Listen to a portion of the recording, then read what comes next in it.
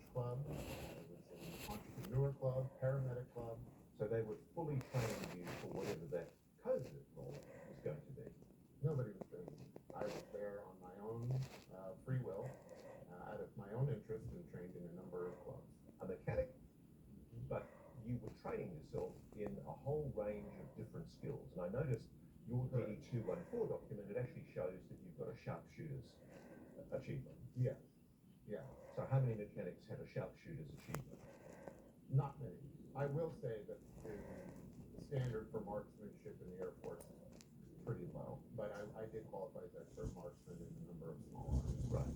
And you've also, I noticed, you're able to talk about the fact that you earned a commendation for the use of combat medical skills to help save the lives of two men in a horrible accident. Yeah, that's the interesting thing, is every once in a while my club skills would show up in the ordinary Air Force.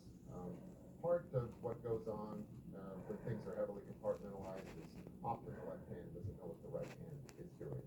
So serving in my capacity as what is known as an OP4, an oppositional force, by the time I was deeply immersed in my club training, I soon began to be deployed as what's known as a red team member. I became a red team expert. So an opposition force person, what do they do? Just explain to me what you do. So OP4 is the bad guys. So an OP4 is a utility team, and that team's utility is in pressure testing or stress testing the effectiveness of what are known as blue forces, which are the good guys.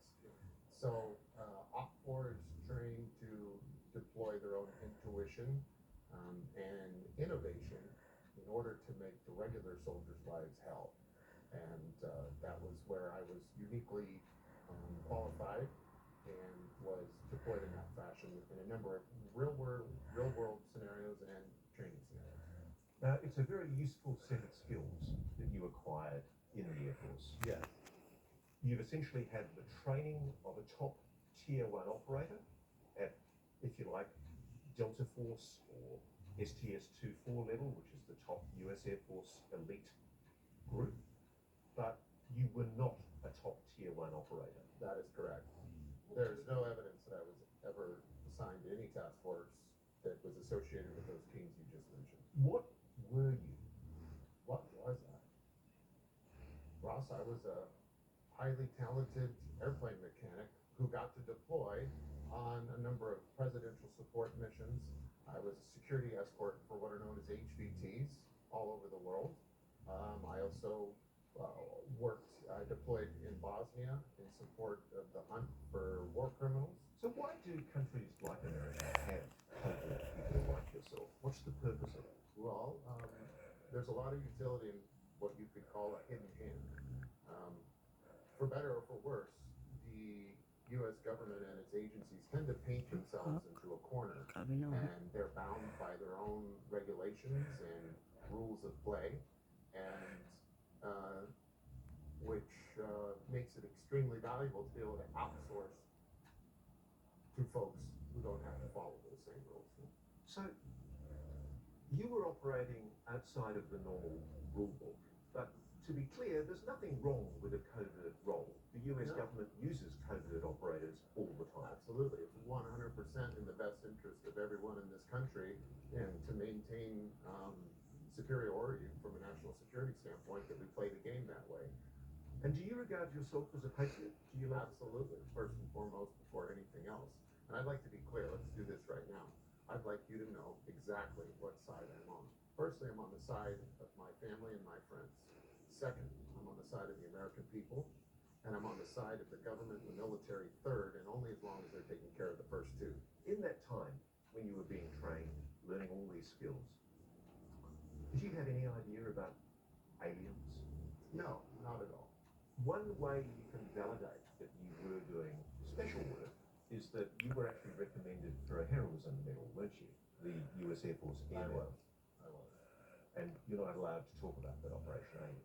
No, there were the classified missions that took place in Bosnia, and but every once in a while things showed up in my record, and at some point I had the presence of mind to start making copies of certain things. which was a little nerve-wracking because it may have been illegal that I was in possession of certain things, but this was a letter recommendation that calls out my particular act of heroism. Were you awarded that medal? No, it was squashed by my case officer. And do you think it was squashed because they didn't want you to be conspicuous? Yeah, because what the hell would an aircraft mechanic be doing chasing war criminals in Bosnia, and doing so to the extent that he would find himself in a situation that would be worthy of a medal of heroism. Now, you can't name the agency, the organisation that you were working for, can you? No. You're forbidden by your DOPSA. Forbidden. At any stage during any of the training that you received, was anyone ever telling you that you were part of a government that was aware of the existence of non-human intelligence? No, not at that time. And I'll have to tell you that everything changed for me right around 9/11. And I left the Air Force and basically made a left turn at Albuquerque, never part of the global war on terror. And quite literally made a left turn at Albuquerque, and was sent out to California at that time to begin establishing my cover basis as an independent contractor, so that I can serve what was coming down the line next for me. And that is the path which led to the UAP subject. In your time in deployment, you met certain people from an aerospace company, Yeah. didn't you? Yes, I did. Now, it's also part of the constraints you operate under that you can't name that aerospace company. Correct. There's no good reason to name them, even if I wasn't constrained. What were they doing there?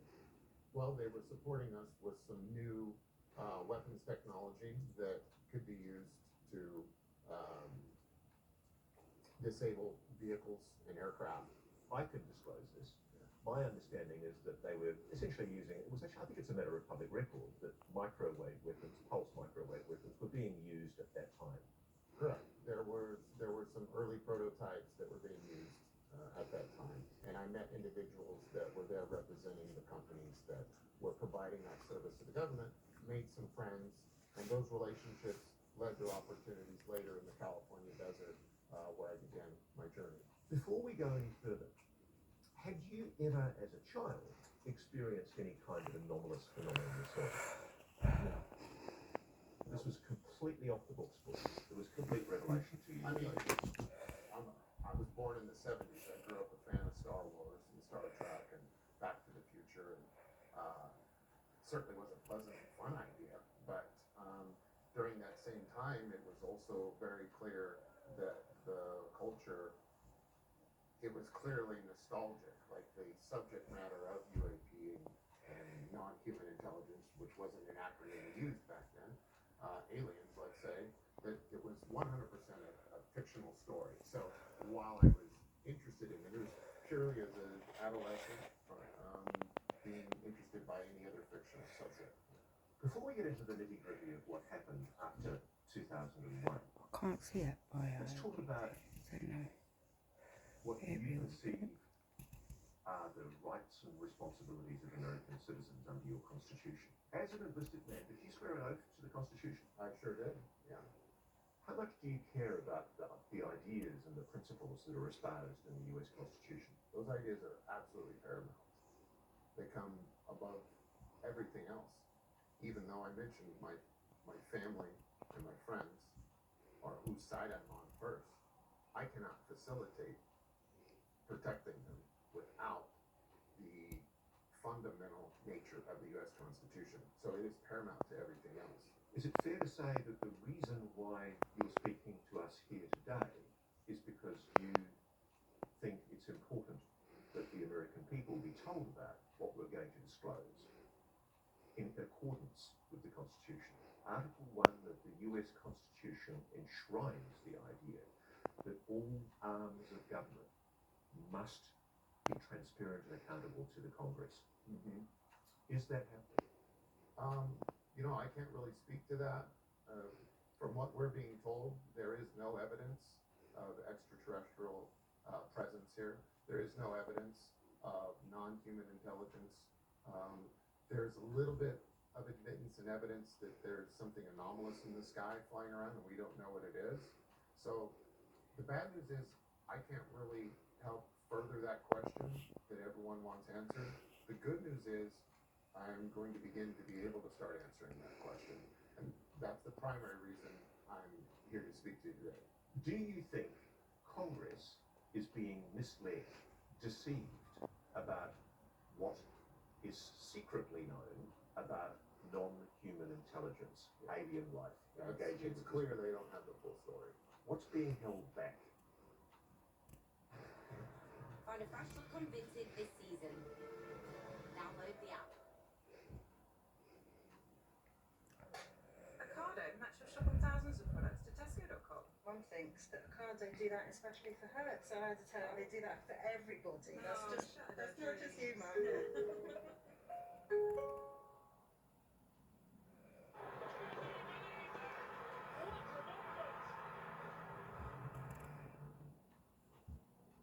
Orbs can relieve congestion and pressure to help you and your family breathe again. What a relief. Orbs, the power to breathe.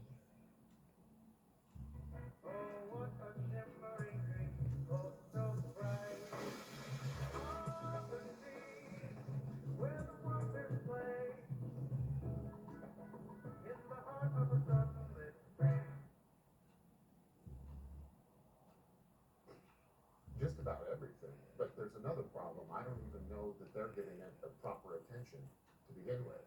So unfortunately, Congress is very ignorant when it comes to the subject. So, very recently, the Pentagon spokesman assured press reporters in a Pentagon briefing that there is no evidence of extraterrestrial engagement with planet Earth. Is that true? No, that's not true. Now, they like to hang their hat on some key words there, extraterrestrial. So that means outside of the planet Earth. And that is yet to be determined by my best understanding. So you're saying you know for a fact there are aliens? Yes, 100%. There are alien craft? 100%. Have you been involved in the recovery of those alien craft? Well, Ross, yes, I have. How does it feel to say that? I'm kind of over it. Like, this has been a fact I had to get over. It wasn't easy when it first hit you. That was years ago, and it's actually quite therapeutic to get to talk about it. And I'm encouraged that it's becoming commonplace, because that's where it needs to be for us to move forward and start gathering some evidence, which we intend to do. So you're building up a cover in California shortly after 9/11. What are you doing? Well, I'm doing a number of things.